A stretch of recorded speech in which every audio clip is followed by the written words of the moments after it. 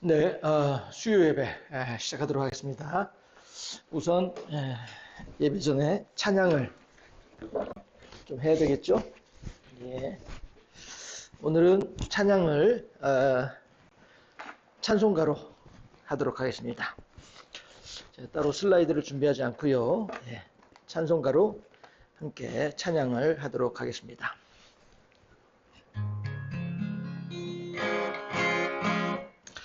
예. 176장 함께 찬양할게요. 네.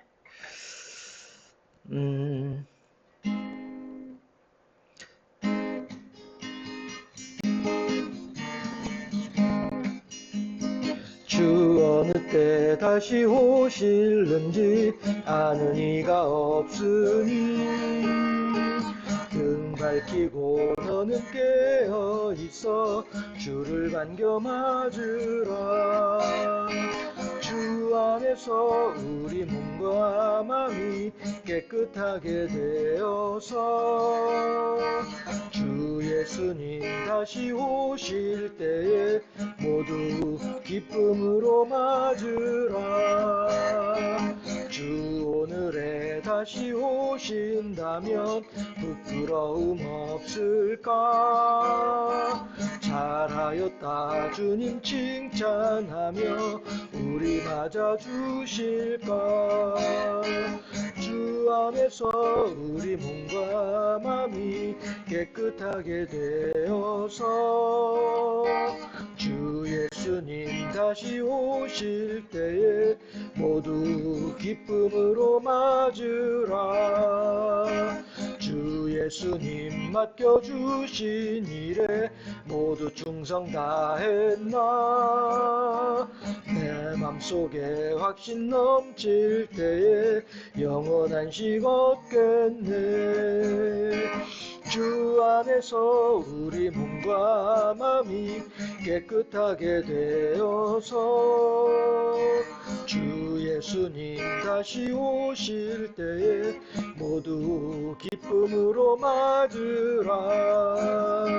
주 예수님 언제 오실는지 한밤에나 낮에나 늘 깨어서 주님 맞는 성도 주의 영광 보겠네. 주 안에서 우리 몸과 마음이 깨끗하게 되어서 주 예수님 다시 오실 때 모두 기쁨으로 맞으라.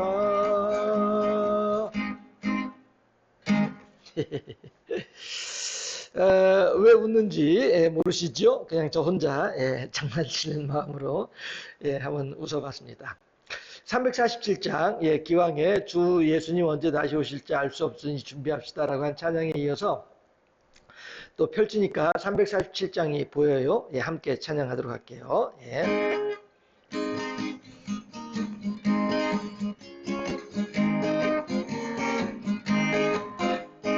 허락하신 새 땅에 들어가려면 밤에 준비 다하여 힘써 일하세. 여호수아 본바다 앞으로 가세. 우리 거할 처소는 주님 품일세. 시험 환난 당해도 낙심 말고서 마음의 걱정 버리고 힘써 일하세. 여호수아 본바다 앞으로 가세. 우리 거할 처소는 주님 품일세. 앞서 가신 예수님 바라보면서 모두 마음을 합하여 힘써 일하세. 여호수아 본받아 앞으로 가세. 우리 거할 처소는 주님 품일세. 일할 곳이 아직도 많이 있으니 담대하게 나가서 힘써 일하세. 여호수아 본받아 앞으로 가세. 우리 거할 처소는 주님 품일세. 예, 하나님을 향하여서 더욱더 찬양하고 충성하는 그런 우리가 되어야 될 것 같고요. 예, 제가 페이지를 2번을 넘겼는데, 예. 197장 찬양해 볼까요? 예, 찬송가 197장. 예, 찬송가 197장. 예, 함께 찬양하겠습니다. 예. 잠깐만요. 이거는 넘어가죠. 이건 넘어가죠. 예. 한 장 더 찬양을 하면 좋겠는데, 예. 397장 찬양하십시다. 397장 찬양할게요.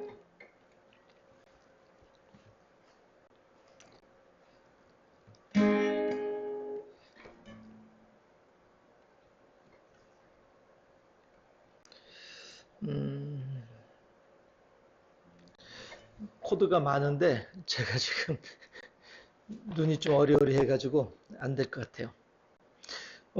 계속 했는데, 예. 이거 한번 해볼까요? 495장. 예. 이건 코드가 간단해서 할 수 있을 것 같아요. 예.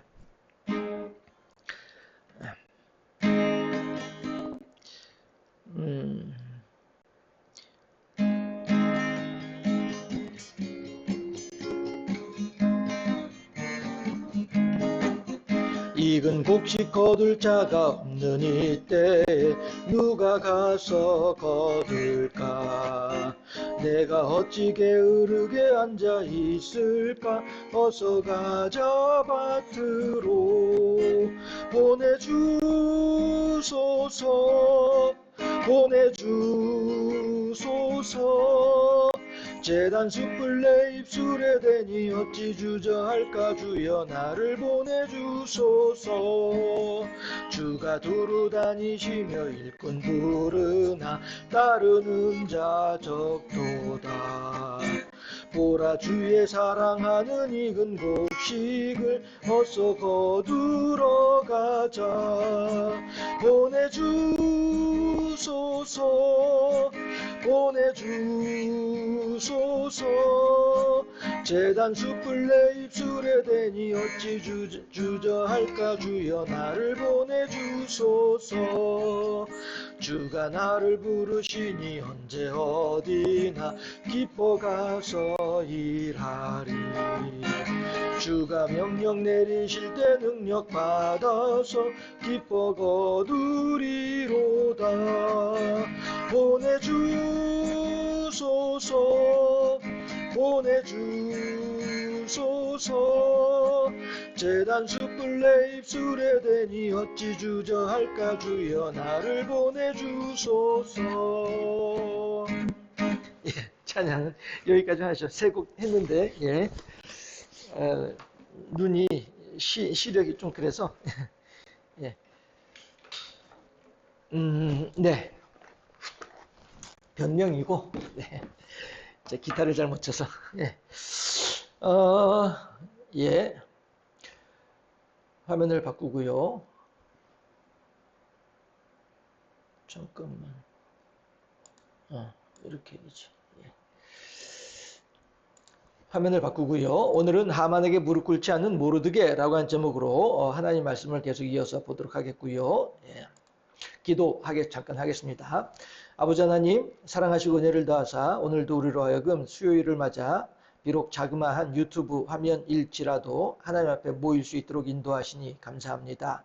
각자의 사정과 형편을 따라 한 시간에 같은 시간에 함께 하나님을 예배하지는 못한다 할지라도 각자의 사정과 형편을 따라 하나님 앞에 나오는 모든 이들의 심령 가운데 하나님께서 복을 더하시고 은혜를 더하시고 하나님을 향한 충성과 헌신의 열정으로 인하여 하나님께 더욱더 큰 영광이 되어질 때에 하나님께서 기뻐하신 대로 그들 모두에게 하나님의 은혜를 풍성히 허락하시고 인도하여 주시기를 소망하옵고 원하옵나이다.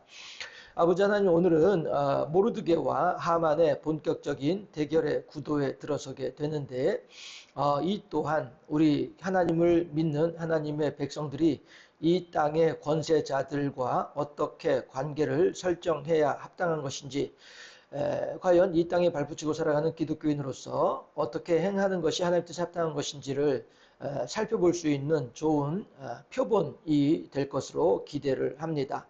성령께서 함께하사 우리 모두가 이 땅을 살아감에 있어 더욱더 하나님을 기쁘시게 하고 영화롭게 하는 일을 위하여 힘쓰고 애쓸 수 있는 참 지혜자로 살아갈 수 있도록 하나님께서 우리 모두에게 지혜를 더하시고 복을 더하시고 본문 말씀을 통하여 하나님의 선하시고 온전한 뜻을 잘 깨달아 헤아릴 수 있는 복된 시간이 될 수 있도록 지켜주시고 붙잡아 주시옵소서. 감사합니다. 영광 받아 주시고 우리 구주 예수 그리스도 이름으로 기도하옵나이다. 아멘. 예, 하나님 말씀은요, 에스더 3장 1절에서 6절까지 말씀입니다. 에스더 3장 1절에서 6절, 구약성경 752쪽, 구약성경 752쪽, 에스더 3장 6절에서 1절에서 6절까지 말씀. 에스더 3장 1절에서 6절까지 말씀. 네, 함께 합독합니다. 1절 말씀. 그 후에 아하수에로 왕이 아각 사람 함무다다의 아들 하만의 지위를 높이 올려 모든 함께 있는 대신 위에 두니 대궐문에 있는 왕의 모든 신복이 다 왕의 명대로 하만에게 꿇어 절하되 모르드게는 꿇지도 아니하고 절하지도 아니하니 대궐문에 있는 왕의 신복이 모르드게에게 이르되 너는 어찌하여 왕의 명령을 거역하느냐 하고 날마다 권하되 모르드게가 듣지 아니하고 자기는 유다인임을 고하였더니 저희가 모르드게의 일이 어찌 되나 보고자 하여 하만에게 고하였더라. 하만이 모르드게가 꿇지도 아니하고 절하지도 아니함을 보고 심히 노하더니 저희가 모르드게의 민족을 하만에게 고한 고로 하만이 모르드게만 죽이는 것이 경하다 하고 아하수에로의 온 나라에 있는 유다인 곧 모르드게의 민족을 다 멸하고자 하더라. 아멘. 예, 오늘은요, 하만에게 무릎 꿇지 않는 모르드게라고 하는 제목으로 함께 하나님의 말씀이 어떠한지를 살펴보도록 하겠습니다. 네. 하만에게 무릎 꿇지 않는 모르드게. 이렇게 하무모 하만에게 무릎 꿇지 않는 모르드게라고 하는 제목으로 함께 말씀을 나누게 될 때에 저가 누리는 하나님과의 은혜, 하나님의 사랑을 여러분들도 함께 누리면서 그보다 더 풍성하게 누리면서 하나님께 아름다운 찬양과 영광을 올려드리는 그런 시간이 될 수 있기를 바랍니다. 우선은요, 이것부터 한번 살펴보도록 하시죠. 제가 에스더 시작하면서도 그런 말씀을 드렸습니다만은, 과연 하만의 조상이 누구냐라고 하는 거, 하만의 조상이 누구냐라고 하는 점을 먼저 좀 살펴보도록 할까요? 하만의 조상은 아각이라고 했어요. 아각 사람 함무다다의 아들 하만이라고 했단 말씀이에요. 그럼 아각은 또 뭐냐라고 하게 되면 우리들은 잘 알고 있다시피 아말렉을 생각해 볼 수 있다는 것이죠. 해서 아말렉 족속이라고 하는 그 무리 자체가 기본적으로 처음부터 하나님을 경외할 줄 모르고 하나님의 뜻에 순종할 줄 모르던 하나님을 거역하고자 작심한 이러한 민족이 아말렉 족속이었다는 것이죠. 그렇게 하고 하나님께서는 그러한 아말렉 족속이기에 사울 왕으로 하여금 아말렉 족속을 진멸하라라고 명하셨단 말씀이에요. 이것은 매우 중요한 의미를 가지는데 모세가 이스라엘 백성들을 이끌고 애굽에서 나와서 광야를 지날 때에 가나안 땅을 향해서 가는 순간이죠. 그렇게 할 때에 이 아말렉 지역을 관통해서 지나가게 되면 곧바로 일종의 지름길, 숏컷이 된다면 지름길이 된단 말씀이에요.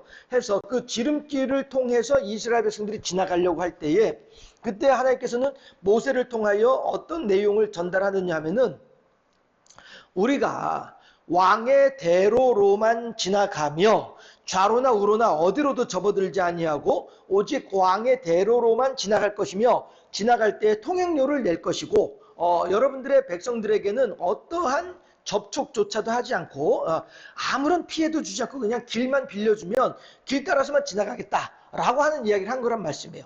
그러면은 여기에 대해서 이 아말렉은 안 된다라고 하는 거예요. 군대를 이끌고 나와서 너희들이 우리 이 국경선을 한 발이라도 접어들게 되면 우리가 너희들 가만히 두지 않겠다라고 위협을 한단 말씀이에요. 그럴 때 하나님께서는 얘들아 쳐라. 저 아말렉 저 녀석들 잘됐다 이번 기회에 그냥 없애버리자. 이렇게 하는 것이 아니고 하나님께서는 이스라엘 백성들로 하여금 빙 돌아가게 하시는 거예요. 오늘날 아말렉의 이 위협 앞에서 우리가 피해서 돌아가자라고 하는 거예요. 그래서 아말렉이 아닌 다른 길로 이렇게 빙 돌아서 이제 지나가는 일이 있었다라고 하는 것입니다. 그런데 여기에 대해서 하나님께서는 반드시 잊지 아니하고 반드시 이에 대해서 이른바 응분의 책임을 물을 것이다 라고 하는 거예요. 그 응분의 책임을 묻게 되는 것이 바로 뭐예요? 사울을 통해서 진멸하라고 말씀하신 거란 말씀이죠. 진멸하라. 예. 그런데 그러면 하나님은 그 당시에는 모세 시대에는 그냥 그걸 피하게 하시고 사울 시대에는 왜 이걸 진멸하라고 하느냐라고 할 때에 큰 차이점이 있습니다. 뭐냐면은 모세 때에는 여기 이제 사울 왕이고요. 어쩔 수 없이 여기다 그냥 쓰죠. 예. 모세 때와 사울 왕 때와 어떠한 입장의 차이가 있느냐 하게 되면은요. 예. 모세 때에는 아직 국가가 아니었어요. 국가가 아니었고 그냥 한 집단이었어요. 한 집단이었고 또 뭐가 있었냐면은 이때는 예, 국가도 아니었지만 집단의 응집력도 약했어요. 무슨 이야기냐면은 이스라엘 백성들이 애굽에서 나올 때에 6월절 그 밤에 나올 때에 이스라엘 12지파만 나오는 것이 아니라 허다한 잡족들도 같이 따라 나왔거든요. 해서 이 허다한 잡족들은 물론 애굽에서 나온 이스라엘 백성들도 크게 다를 바 없으나 허다한 잡족들이나 이스라엘 백성들이나 크게 다를 바 없는 것이 뭐냐면은 여호와 신앙이에요. 예, 잡족이 있는데 예, 잡족이 같이 따라 나왔는데 그럼에도 불구하고 이들에게 크게 다를 바 없이 도토리 키재기로 뭐냐면은 여호와 신앙이에요. 해서 예, 이스라엘 백성들도 뭐 그냥 히브리인이라고 하는 야곱의 후손이라고 하는 이름을 가졌을 뿐이지 하나님에 대한 신앙이 뭐 특출나게 좋았던 거 훌륭했던 것도 아니었었고 예. 또한 이 허다한 잡족들도 마찬가지로 물론 이제 이스라엘 12지파보다는 더 떨어지겠습니다만은 예. 그래봐야 도토리 키재기이지만서도 예. 어쨌든지 간에 이 신앙이 허술했단 말씀이에요. 신앙이 허술했고 해서 이들이 어떤 하나로 아직 뭉쳐지지 않은 그러한 그야말로 이제 부족 무리 그냥 한 무리 정도밖에 안 되는 이런 이제 수준이었단 말씀이죠. 그러나 사울 왕의 시대에는 이런 모든 것들이 다 해결이 되는 거죠. 그렇죠? 예. 분명히 이스라엘은 국가가 있고 왕이 있고 백성들이 있는 국가의 형태를 갖추었고 그렇죠? 그 다음에 이 잡족들 또한 마찬가지로 다 이제 이스라엘 12지파로 해서 다 이제 흩어져 가지고 예, 각각의 지파로 이루어서 생활하게 된다는 말씀이죠. 모세 오경에 보게 되면 예, 이방인이 이스라엘의 총회에 들어오게 되는 그 과정이 있거든요.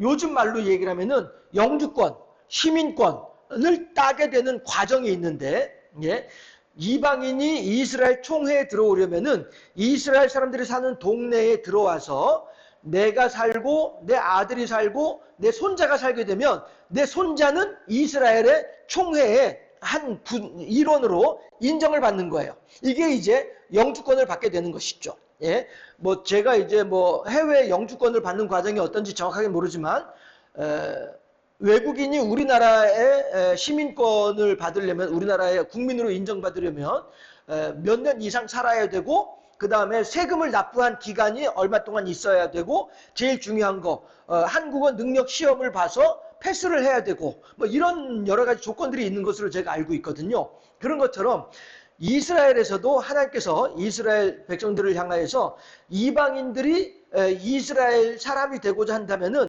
3대를 기다리고 두고 보아라 라고 한 거예요. 3대가 지난 후에는 이스라엘의 총회로 드릴 수 있다 라고 말씀을 하셨거든요. 그렇게 하니까 이 허다한 잡족들이라 할지라도 이 잡족들도 3대가 지나고 나면 이스라엘 총회에 들어와서 이스라엘이 될 수 있는 거란 말이에요. 이스라엘 사람의 그 권한을 이스라엘인의 그 권한을 받을 수 있단 말씀이에요.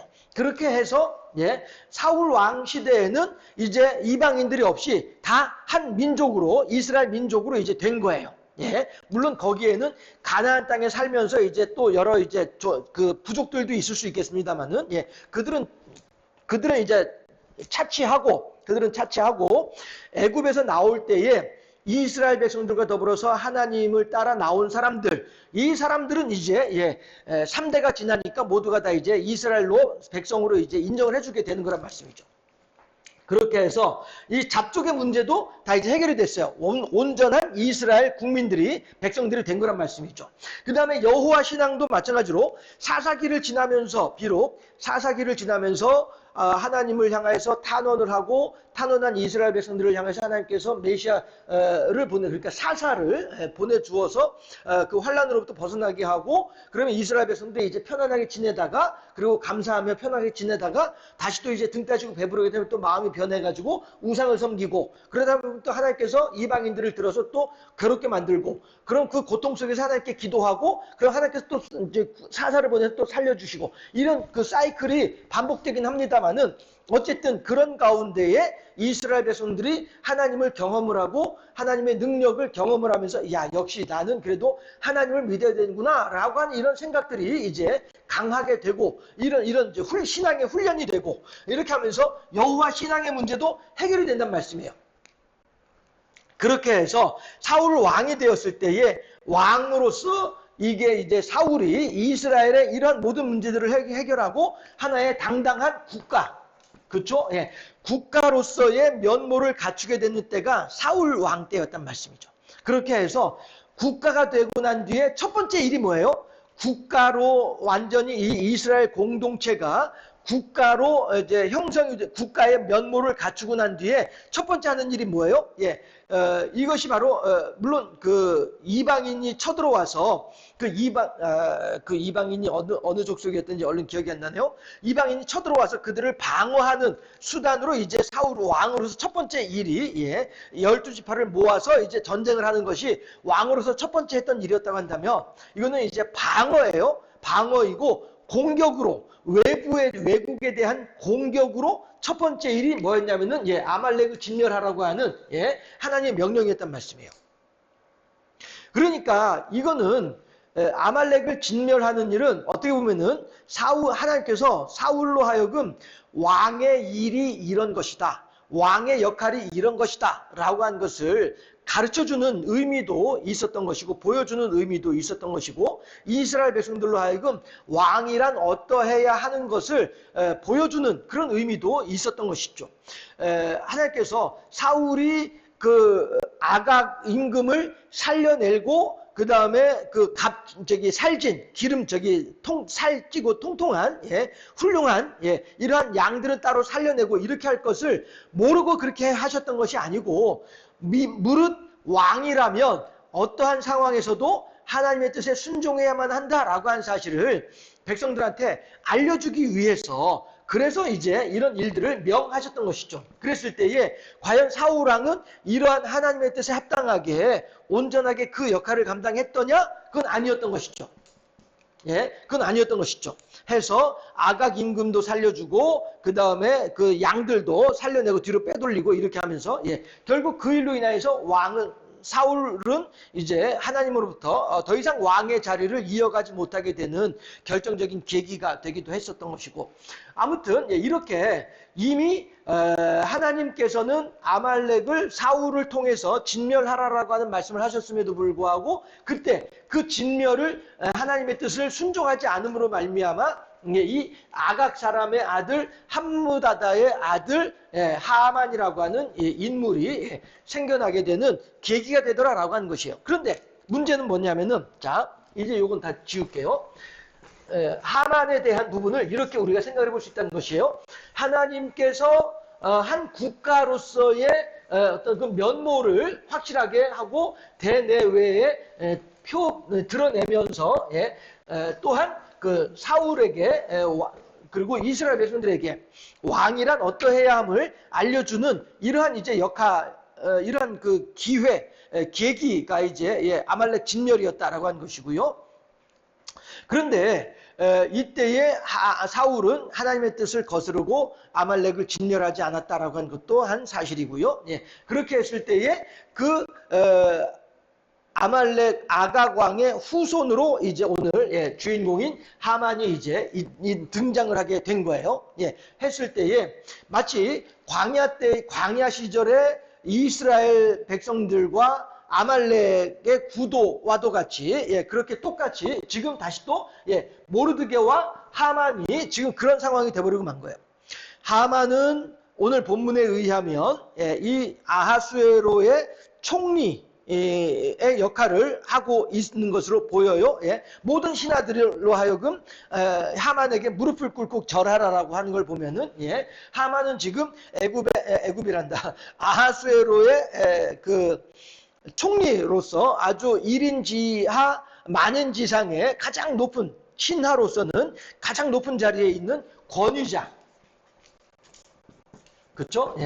권위자예요. 권위자인데, 그런데 모르드게는 어떤 사람이에요? 지금 현재 궁궐 문 앞에 앉아 있는 사람일 뿐이란 말이에요. 다시 말하면 백수예요, 백수.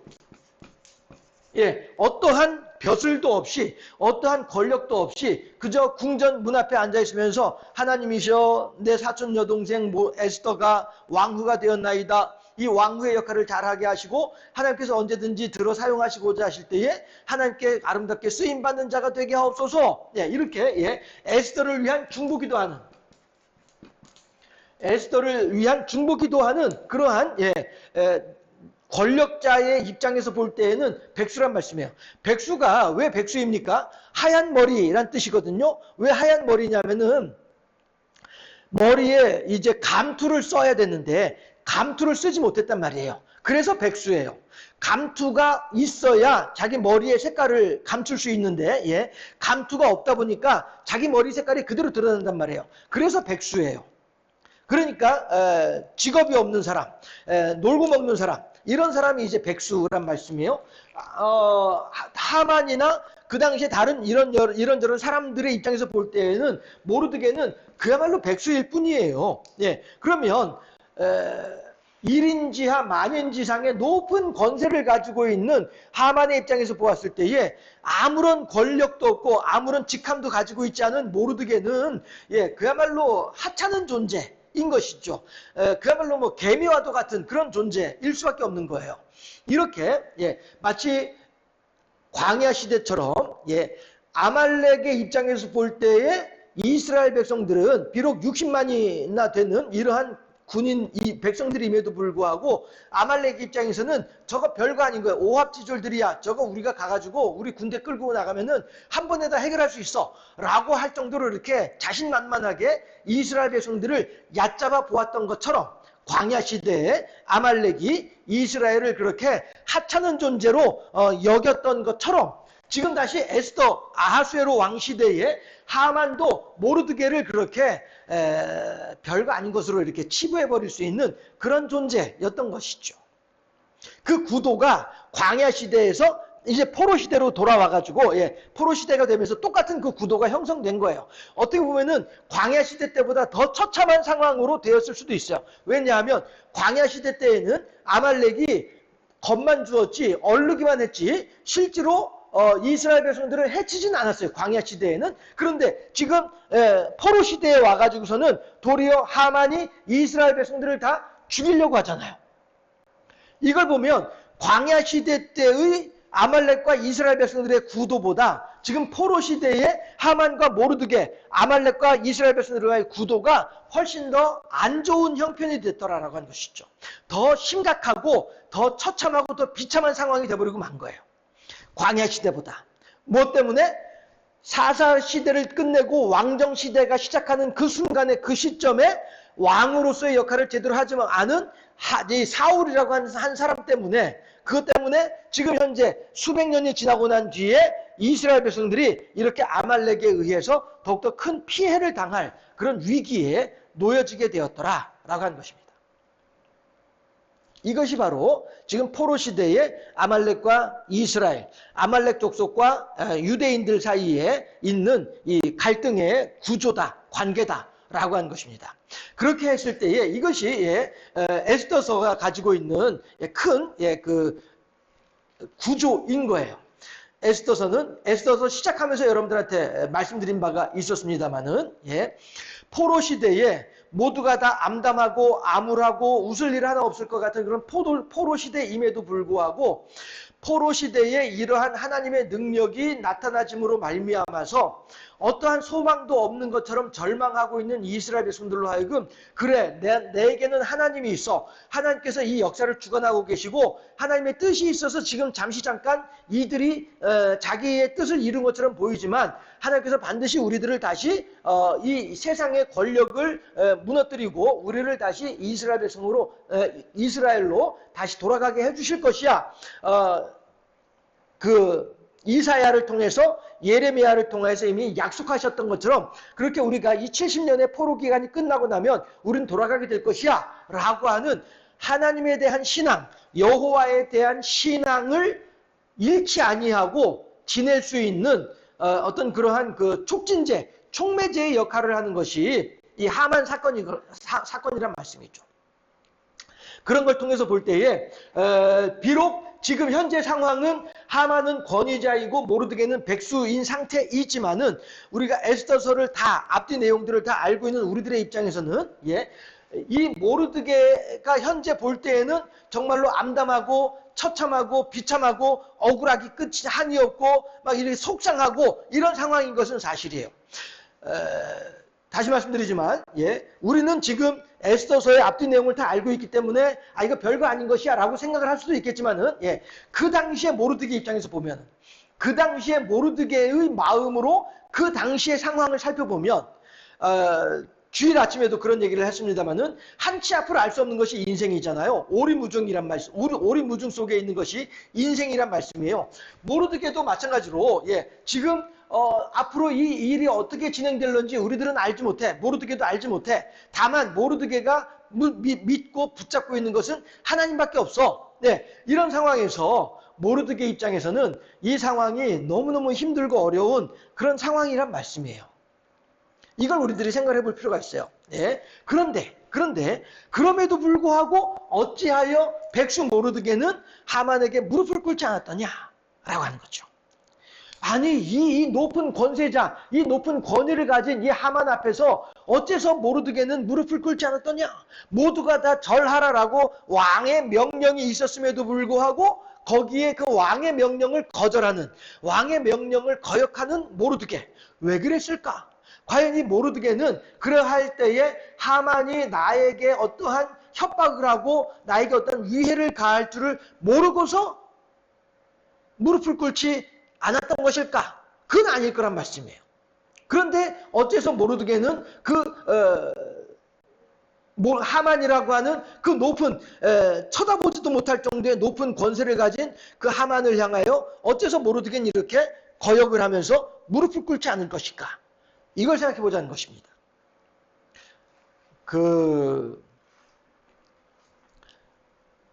사람의 몸은 죽여도 영혼은 능히 죽이지 못하는, 그들을 두려워할 것이 아니라고 하는 말씀처럼 모르드게는 지금 그 하나님을 의지하고 있는 거예요.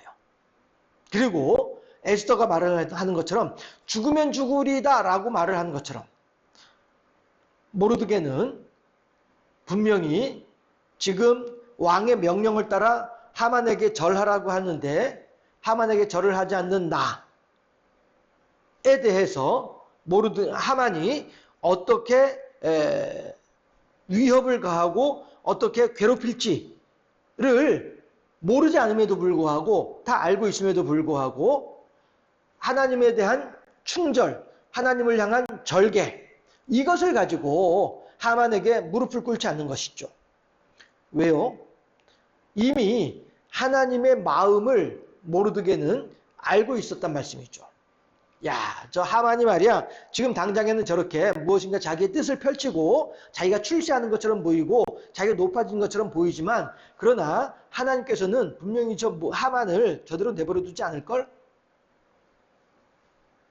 그걸 떠나서 하나님께서 광야 시대에 당했던 수치 그리고 왕정 시대에 사울로 인하여서 당했던 또 한 번의 부끄러움 이런 것들을 모르드게는 생각을 하고 기억을 하고 있었기 때문에 알고 있었기 때문에 그러하기 때문에 하만에게 무릎을 꿇지 않았던 것이다 라고 하는 것입니다. 이걸 우리들이 생각할 필요가 있다는 것입니다.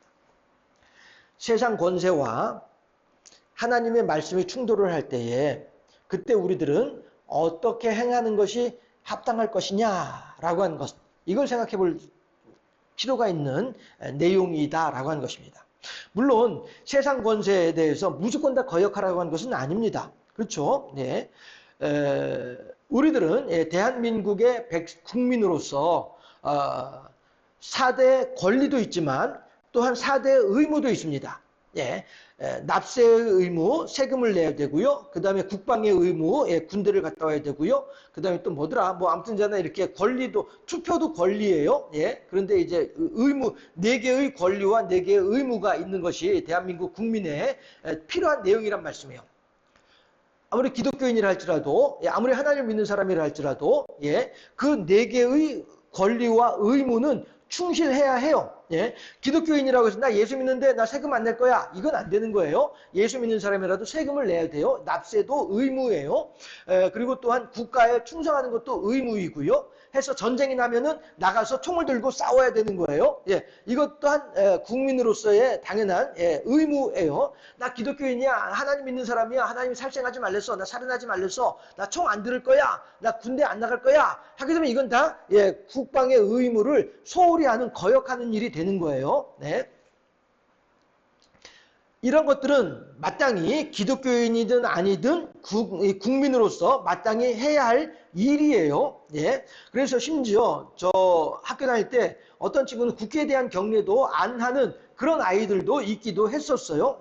물론 그 당시에는 제가 믿음이 그냥 그렇게 어영부영 농띠였기 때문에 전 별 생각 없이 국회에 대한 경례하고 다 이렇게 하고 다녔지만은 그렇게 안 하던 애들도 있기도 했었어요. 그래서 저 뭐야 저 왜 저래 이러고 말았었는데 지금 생각해 보면은 아마도 어떤 그런 이단의 어떤 그런 그러니까 그 사이비의 어떤 그런 이제 교리 심취해 있었던 상황이 아니었을까 짐작을 해보긴 합니다만은 아무튼지간에 기독교인이라 할지라도 국민으로서 마땅히 행해야 할 일들이 있단 말씀이에요.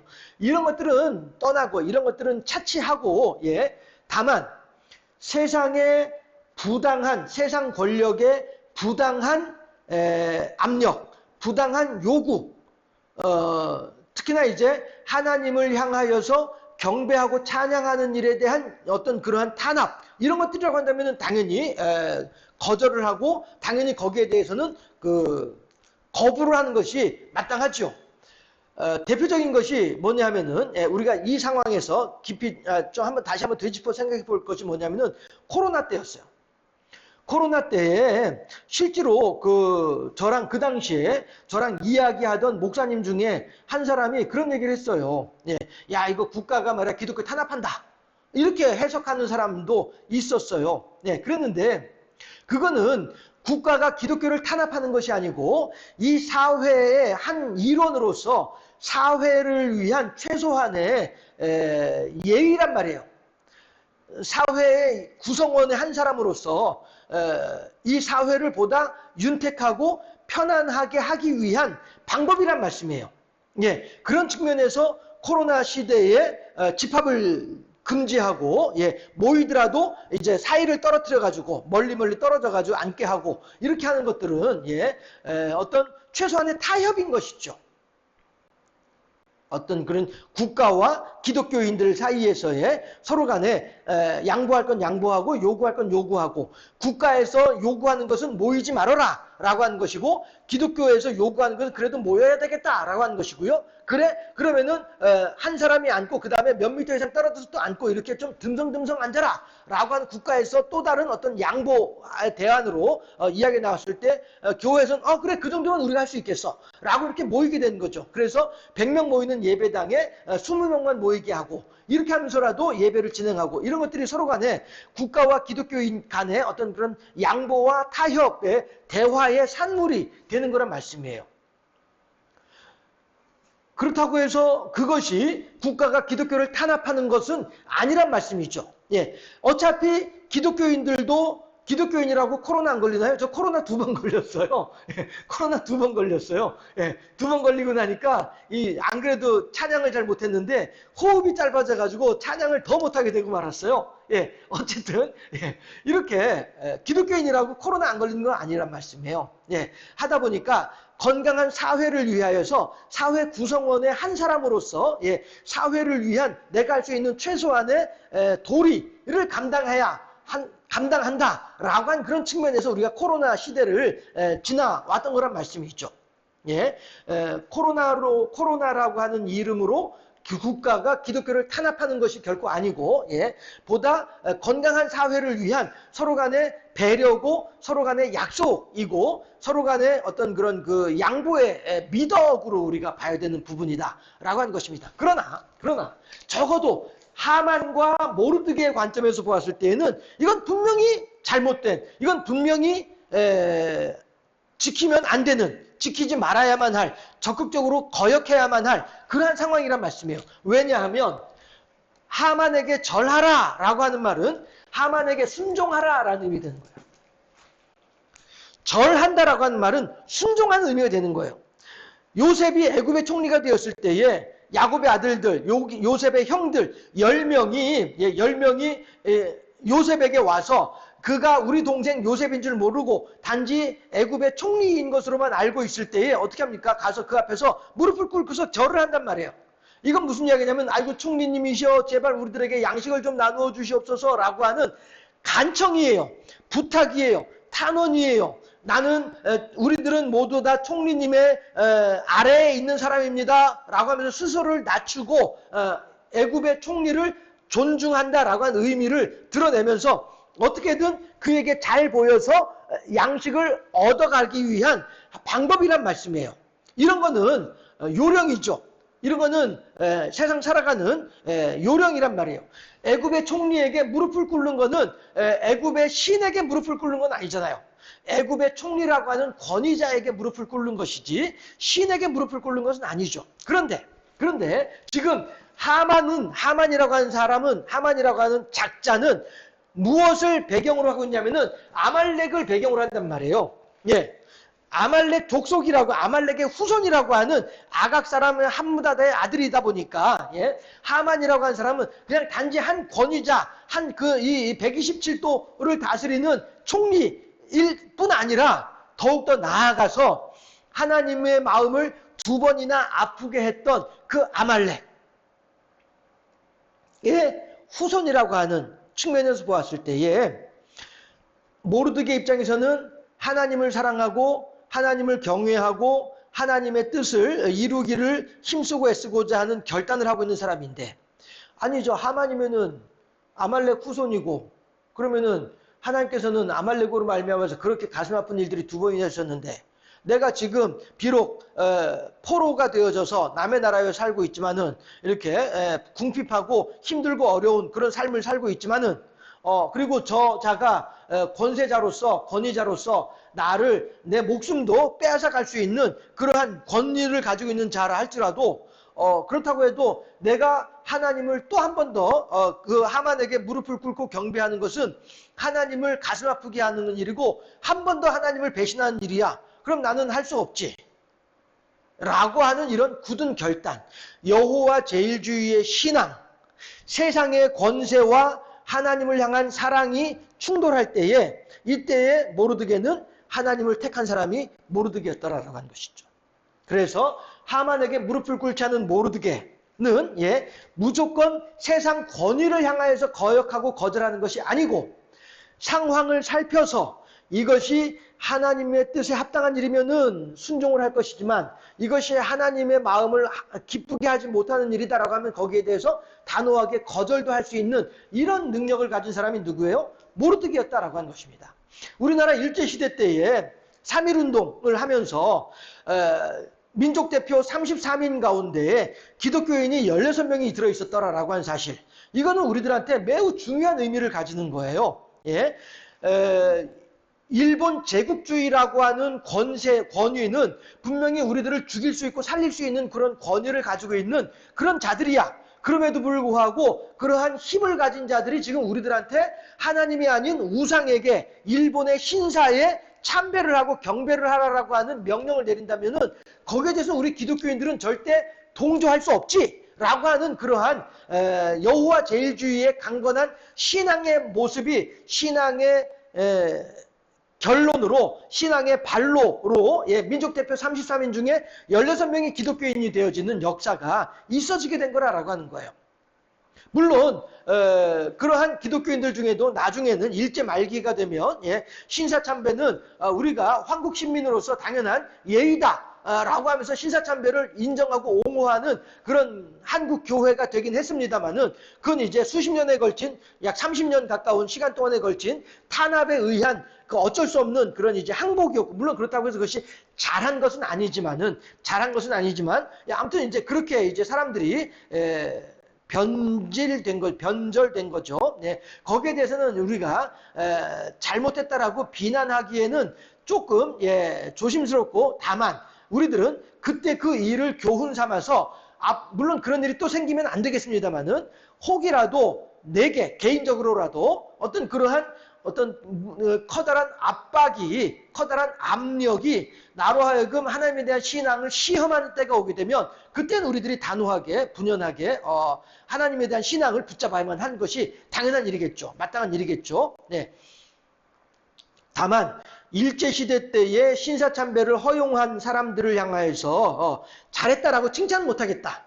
그렇다고 해서 에이 나쁜 놈 하면서 손가락질하기도 조심스럽다. 왜? 나도 그 상황이 되면은 어떻게 할지 모르니까.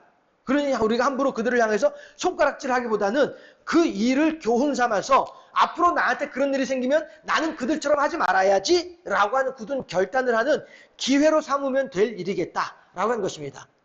다만 하만 앞에 무릎을 꿇지 않는 모르드게를 보면서 우리들이 한 번 더 그러한 마음가짐을 다져야 되겠다라고 하는 것을 말씀드리고 싶은 거예요.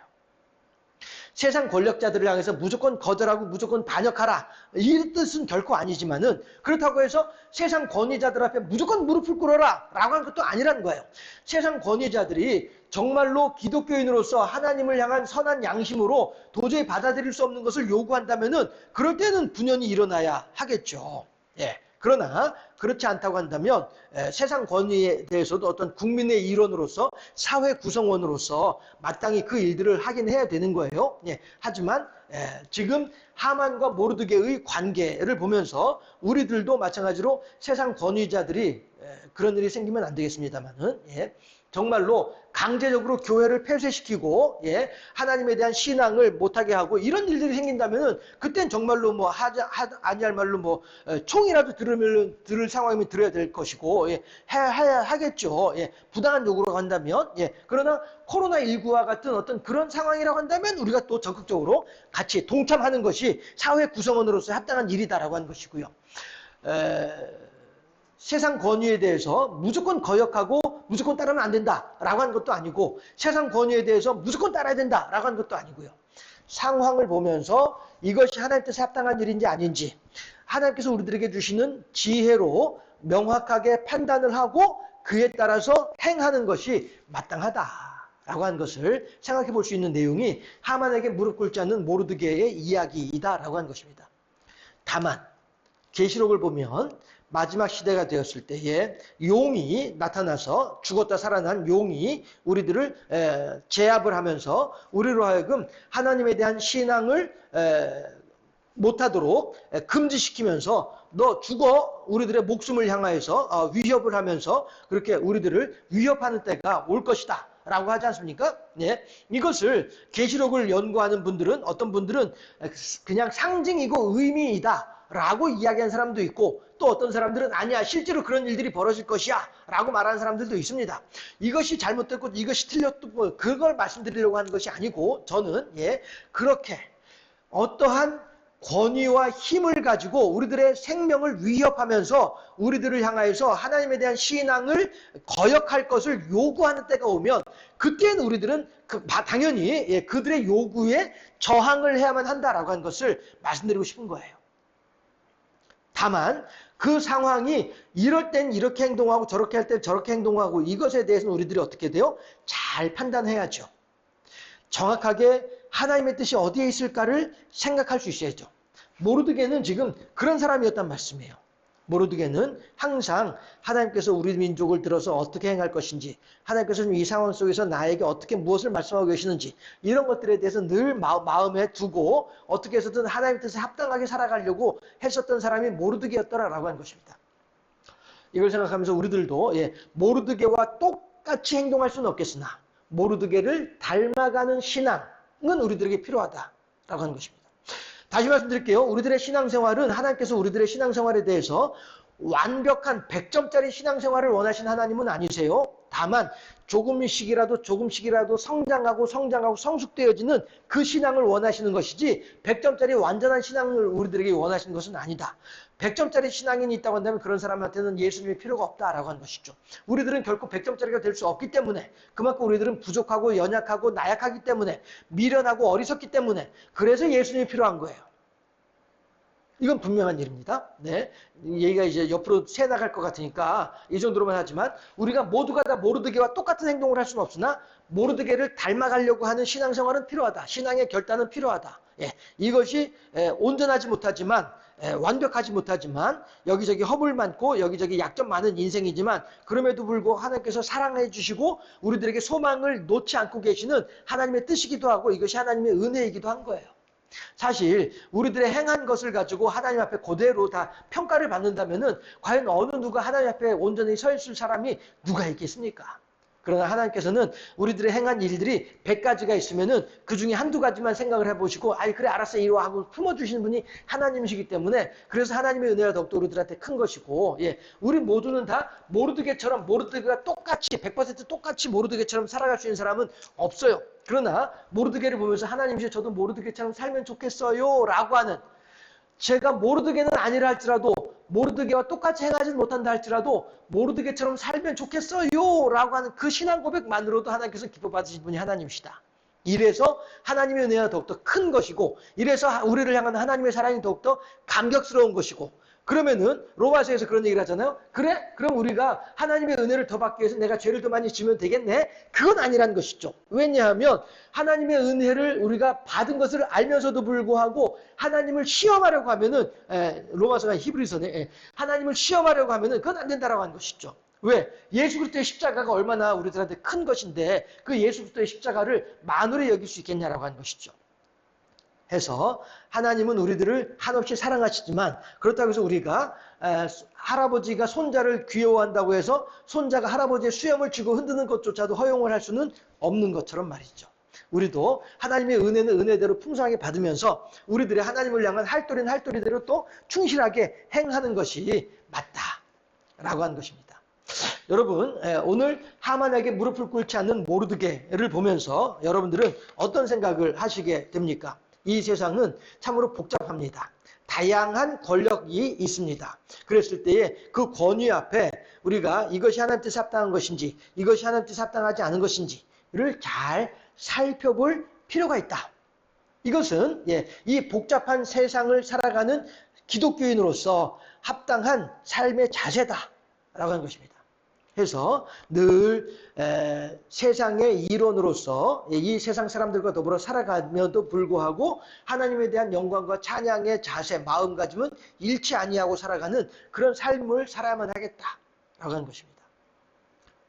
언제든지 어느 때든지 누구 앞에서든지 주는 그리스도시요 살아계신 하나님의 아들이신 것을 고백할 수 있는 여호와 제일주의 신앙으로 살아가며 또한 하나님을 안 믿는 사람들을 배척하고 배격하고 외면하는 것이 아니라 도리어 하나님의 말씀이 그들에게도 전달되어지고 그들 또한 하나님의 사랑을 깨달아 알아서 하나님께 감사할 수 있는 그 길을 위해서 그 사람들이 이렇게 변화할 수 있기를 바라는 마음으로 그들과 함께 더불어 살아가며 하나님을 향해서 영광을 올려드리는 이러한 삶을 살아가는 우리들의 신앙 생활이 될 수 있기를 주님의 이름으로 축원합니다. 기도하겠습니다.